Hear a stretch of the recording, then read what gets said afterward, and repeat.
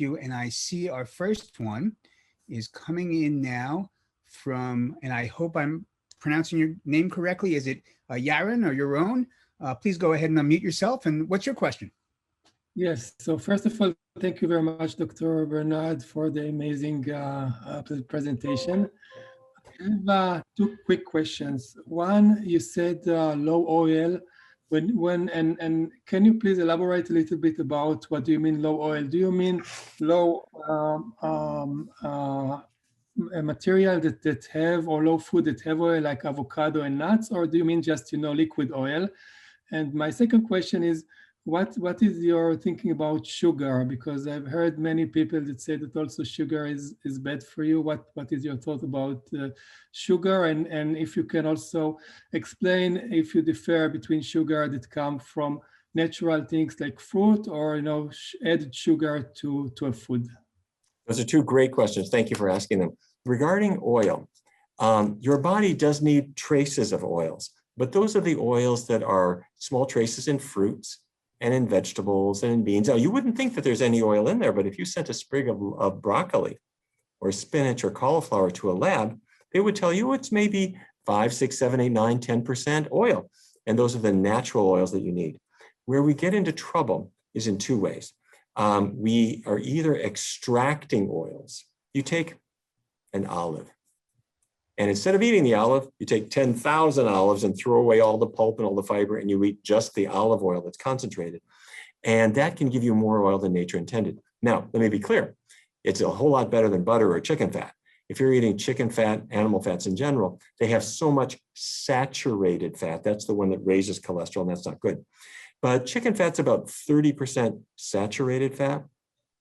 Olive oil is much lower. It's about 14%. So that's why olive oil is better than chicken fat. But it's still more than zero. So if I'm eating the olive instead, and I'm not overdoing it on olive oil, I would get much less saturated fat. That's better for my heart. And that also will, remember my diagram of the cell, I won't be getting all that oil into the cell causing diabetes. It won't be driving up estrogen levels and causing all these problems. So you want to avoid added oils, and also be careful about oily foods.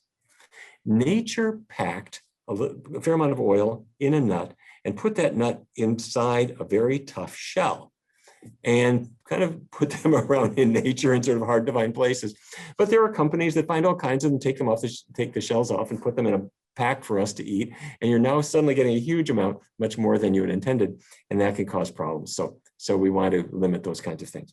With regard to sugar, there are natural sugars in fruits. They're fine.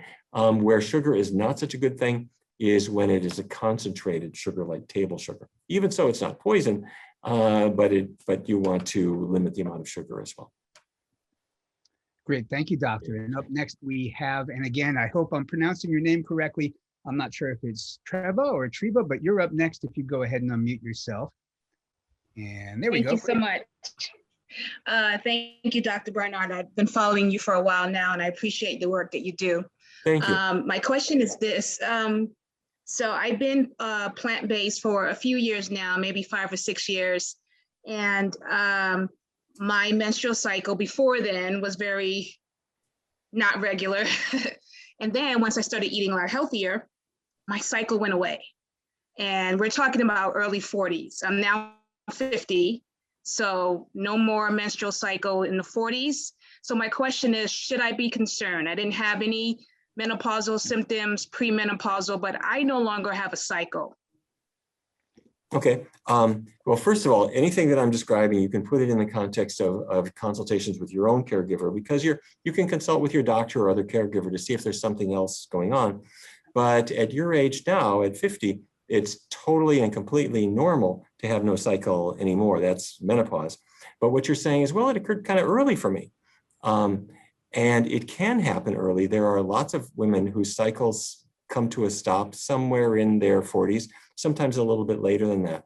But if your doctor has not found any abnormality or anything like that, then it's perfectly fine, perfectly normal. And the end of a cycle is a normal thing. So you'll definitely want to consult with your doctor to see if there's anything else going on, but it is normal to have that change.